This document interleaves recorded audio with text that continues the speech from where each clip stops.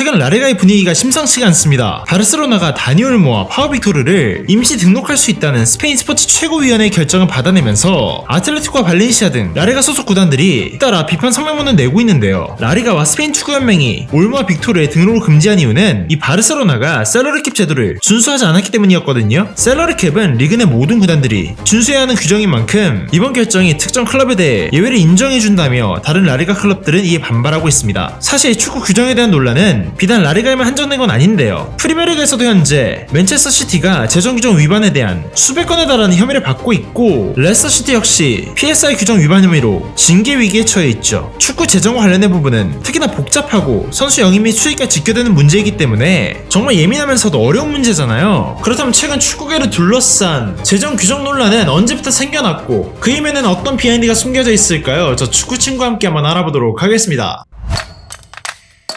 지난 4일 스페인 축구협회와 라리가는 바르셀로나가 다니 올모와 파우 빅토르의 등록 기한을 놓쳤다는 이유로 두 선수의 바르셀로나 소속 선수 자격을 박탈해버렸습니다. 라리가 셀러리캡 규정에 따르면 클럽은 팀 수익의 70%까지만을 선수 영입에 쓸 수 있는데, 이번 시즌 바르셀로나의 셀러리캡 한도는 약 6,500억 정도로 책정되었고, 올모와 빅토르를 등록할 시 이 셀러리캡 한도를 초과하기 때문에 라리가가 이 두 선수의 바르사 소속 자격을 박탈한 건데요. 바르셀로나는 과거부터 덴벨레, 그리즈만, 쿠티뉴 등 굵직굵직한 영입 실패와 이 보드진의 방만한 운영으로 오버페이 정책이 활성화되었고, 코로나도 겹치면서 현재는 심각한 재정난 상태였거든요. 때문에 2023년 회계장부에는 단기 및 장기 차차까지 포함해서 약 3조 9,800억 원 정도의 부채가 남아있다고 해요. 게다가 최근 캄프누 홈구장 리모델링으로 2조 2,500억 원에 달하는 거금을 대출했을 뿐만 아니라 이 리모델링으로 인해 인근 몬주익 경기장에서 경기를 치르고 있기 때문에 연간으로 약 1,400억 원의 관중 수익이 감소하고 있다고요. 그렇다면 현재 진짜 바르셀로나는 돈이 없는 걸까요? 딜로이트가 공개한 자료에 따르면 지난 시즌 바르셀로나는 약 1조 1,400억의 수익을 올렸는데요. 이는 유럽 전체 구단 중 6위에 해당하는 숫자죠. 즉 바르셀로나라는 클럽 자체의 네임밸류는 여전히 굳건하기 때문에 번 돈은 많지만 눈덩이처럼 불어난 구단의 빚과 막대한 비스포츠 비용으로 셀러리캡 상한선을 깎아먹고, 기존의 선수단 연봉 역시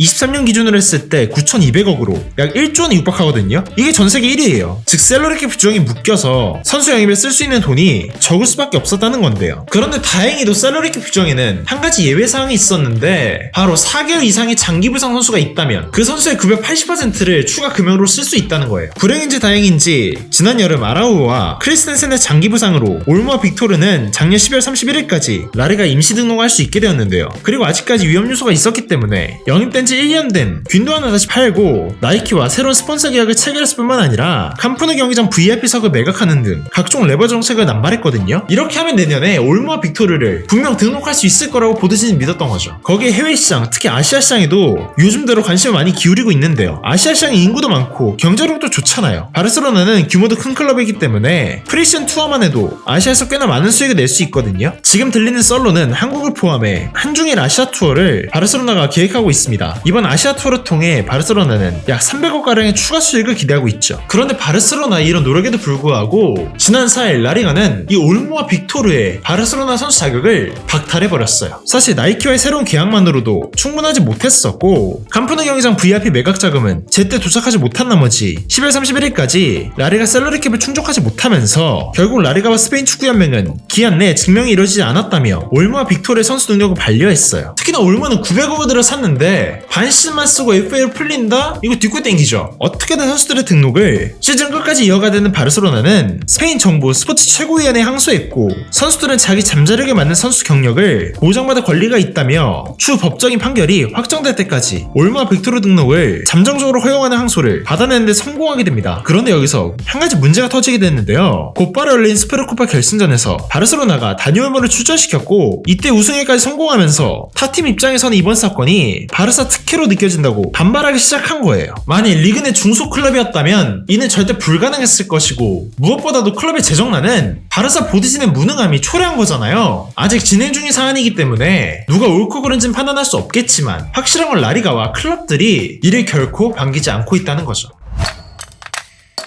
그리고 이웃나라 영국 프리미어리그도 크게 다르지 않은데요. 현재 이와 비슷한 논란이 일고 있습니다. 맨체스터 시티는 프리미어리그로부터 2009년에서 18년까지 약 9시즌 동안 130건에 다다르는 재정 규정 위반 혐의를 받고 있는데요. 프리미어리그는 맨시티가 감독 측을 맡았었던 로베르토 만치니와 고주급자 야야 투레 등 주요 인물들의 연봉 사항과 정확한 재정 정보를 제출하지 않았다는 이유로 맨시티를 기소했어요. 이게 워낙 중대한 사안이기 때문에 혐의가 확정될 경우에는 최대 리그 강등과 우승 박탈까지 이어질 수 있거든요.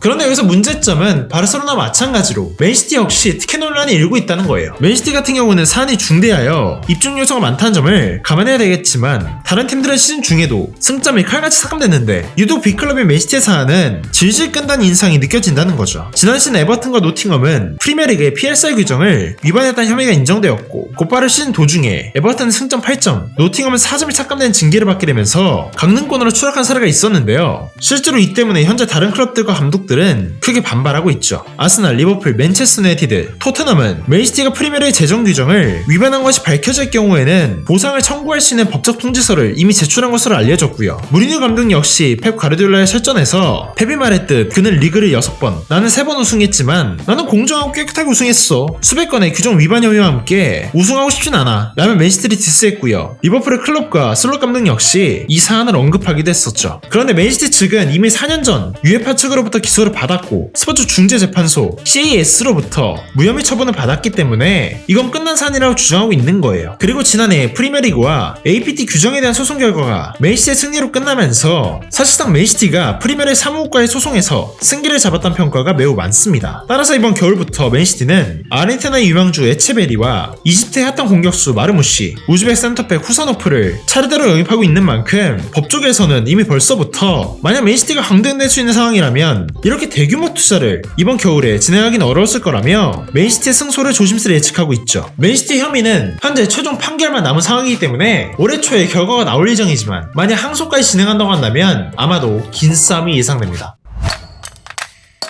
자, 스페인과 잉글랜드가 재정 논란으로 혼란인 지금, 그렇다면 독일의 상황 과연 어떨까요? 분데스리가는 대표적으로 모두도 알다시피 50+1이라는 독특한 재정 규정이 있는데요. 이건 기업이 아니라 비상업적인 단체가 구단의 지분을 51%는 차지해야 된다는 규정으로 쉽게 말해 외부 자본의 유입을 사전에 방지한다는 건데요. 구단의 지나친 상업화를 막고 순수한 스포츠로만 축구를 보겠다는 거죠. 이 같은 정서는 분데스리가 팬들의 강한 연고의식과 구단과 팬들의 끈끈한 유대감으로 연계되어 왔었는데요. 그래서 구단의 의사결정 역시 이 팬들을 중심으로 해서 민주적인 방식으로 이루어지거든요. 그런데 과거 50+1 규정을 두고 논란이 있었던 적이 있죠. 바로 레드불 그룹이 오브리오 구단이었던 마카나 슈테르트를 인수하고 RB 라이프치히로 바꾸면서 논란이 생겼습니다. 라이프치히는 구단 지분을 50+1 규정에 맞게 형식적으로는 준수하고 있지만 이 도르트문트의 클럽 회원수가 10만 명 규모인데 반해 라이프치히 클럽 회원수는 20명 내외 정도로 타 구단에 비해 회원수가 현저히 적은데요. 게다가 라이프치히는 20명 클럽 회원 중 11명이 레드불 직원이다 보니까 분데스리가 팬들 입장에서는 라이프치히가 레드불에 종속된 상업적인 구단으로밖에 볼 수 없는 거예요. 또 다르게 말하면 분데스리가 50+1 규정을 교묘하게 이용한 거잖아요. 그리고 분데스리가는 기업명을 구단 네이밍이 포함할 수 없는데 라이프치히의 공식 명칭은 RB 라이프치히로 레드불을 연상시킨단 말이죠. 하지만 레드불은 RB가 레드불이 아니라 독일어로 라제말스포르트, 즉 잔디공, 스포츠라는 뜻이라고 주장하고 있습니다. 그리고 이 주장을 독일 축구협회가 승인하면서 레드불을 안 입고 보는 구단과 팬들 입장에서는 어이가 없었던 거고요. 그런데 이런 스택들이 쌓이다 보니까 자연스럽게 분데스리가에서 라이프치히는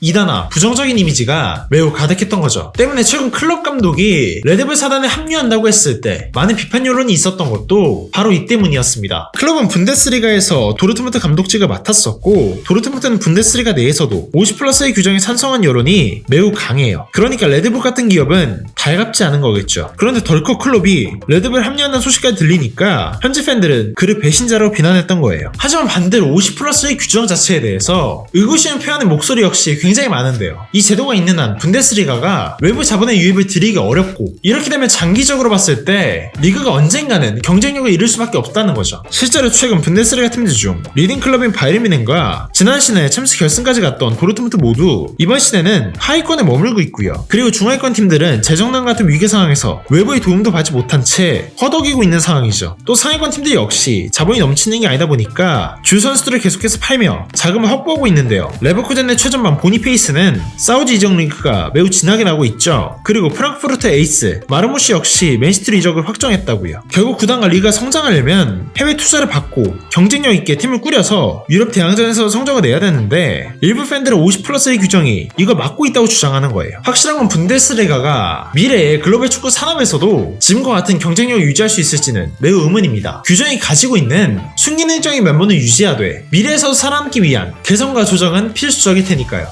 네, 오늘은 현재 축구계에서 화제가 되고 있는 재정 규정 논란들에 대해 한번 알아봤는데요. 현대 축구가 많이 상업화되면서 이제 클럽들은 단순히 성적뿐만 아니라 수익과 재정 상태에도 면밀하게 체크해야 되는 거죠. 많은 재정 규정이 비판에 직면하고 있지만 규정 자체가 없어서는 안 될 겁니다. 규정이 없다면 클럽 간의 격차는 더욱 벌어질 테니까요. 격차가 너무 벌어져 어느 한 팀이 독주하는 순간 축구라는 스포츠 자체가 분명 재미없어지겠죠. 중요한 건 축구팬 여러분들이 관심에 기울이면서 여러 규정에 대한 피드백을 통해 이상적인 규정에 한 걸음 더 가까워지는 것 아닐까요? 오늘의 주제가 흥미로웠다면 구독과 좋아요 부탁드리고요. 여러분이 궁금한 주제가 있다면 댓글을 통해 남겨주세요. 그럼 전 다음번에 더 재미있고 유익한 축구 이야기로 찾아오도록 하겠습니다. 그럼 안녕히 계세요.